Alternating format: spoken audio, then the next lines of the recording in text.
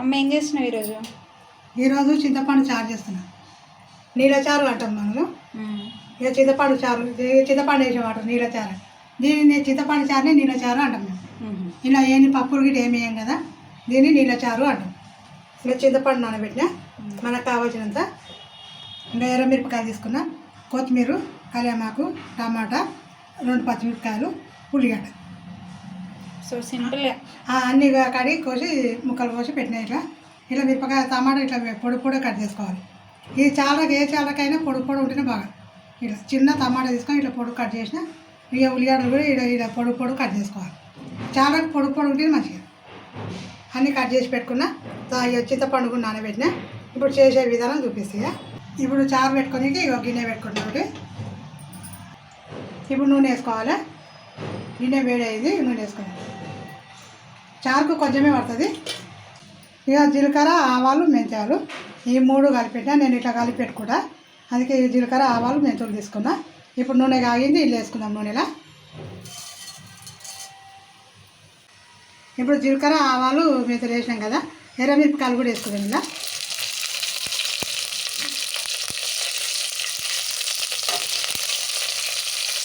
ఇప్పుడు ఎర్రమిరపకాయలు వేసాం కదా, ఇక పచ్చిమిరపకాయలు కూడా వేసుకున్నాము.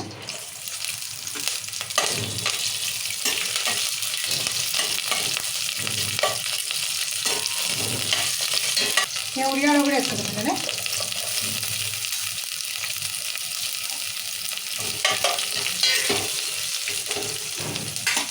ఇక టమాటాలు కూడా వేస్తున్నా.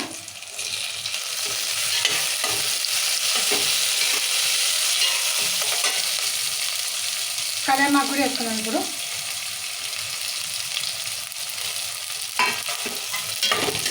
ఉల్లిగడ్డ, టమాటా, కళ్యామాకు వేసాం కదా, ఇప్పుడు మంచిగా వేసుకున్నాము. నూనెలా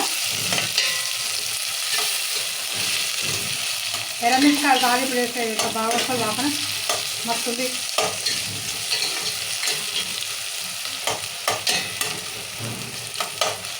ఇవన్నీ మంచిగా గోలాలి. ఒక 2 నిమిషాలు నూనెలో మగ్గించుకున్నాం. ఇవన్నీ ఇప్పుడు కొంచెం ఇక అల్లం వెల్లిగడ్డ కూడా వేసుకున్నాం. ఇలా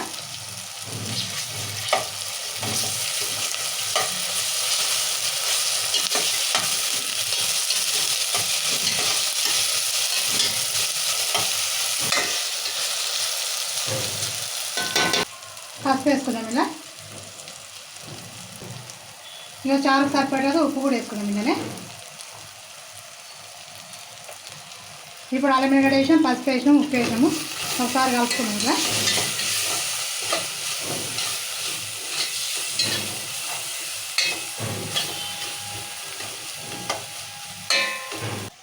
చింతపండు వేసుకుందాము.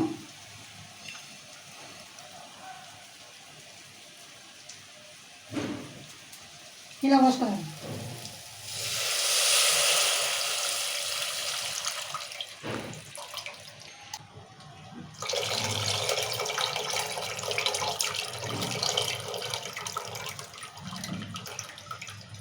ఇట్లా చింతపండు ఇక లేకుండా ఇట్లా విసుకోవాలి. ఉట్టి పిప్పి ఉన్నది చూడు, ఇక లేకుండా ఇట్లా విసుకుంటే మంచిగా ఉంటుంది. కొంచెం వేసుకోవాలి, చారు సరిపడినంత, లేకుండా ఇట్లా విసుకోవాలి. ఒకసారి కలుపుకుందాము.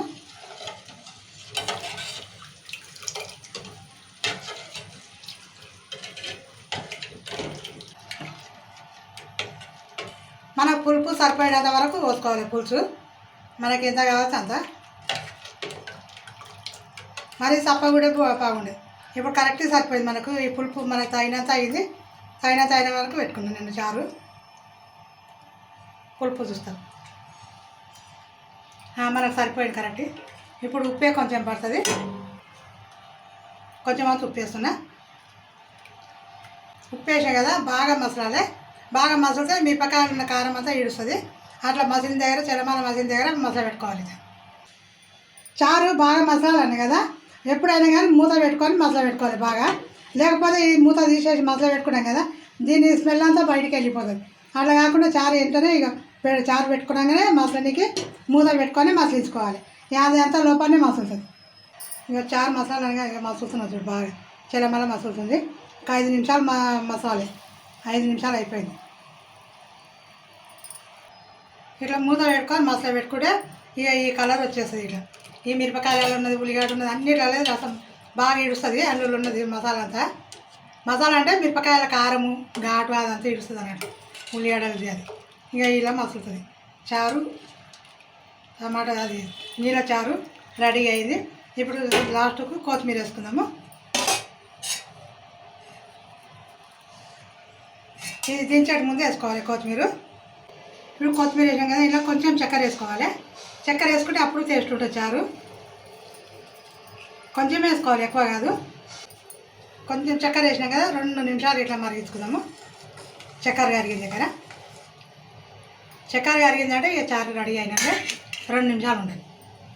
ఇప్పుడు స్టవ్ బంద్ చేసుకుందాం. ఇక దించుకుందాం.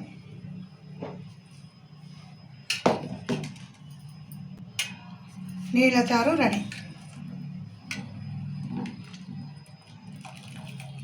చారు బాగుంటుంది.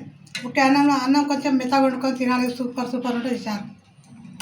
ఏం లేనప్పుడు ఇంట్లో ఏం లేనప్పుడు మిరపకాయలు కొత్తిమీర కరివేపాకు ఎండుమిరపకాయలు ఉంటే చాలు. కానీ మెంతులు మాత్రం కంపల్సరీ వేసుకోవాలి. మెంతులు వేస్తేనే చారు బాగా టేస్ట్ వస్తుంది.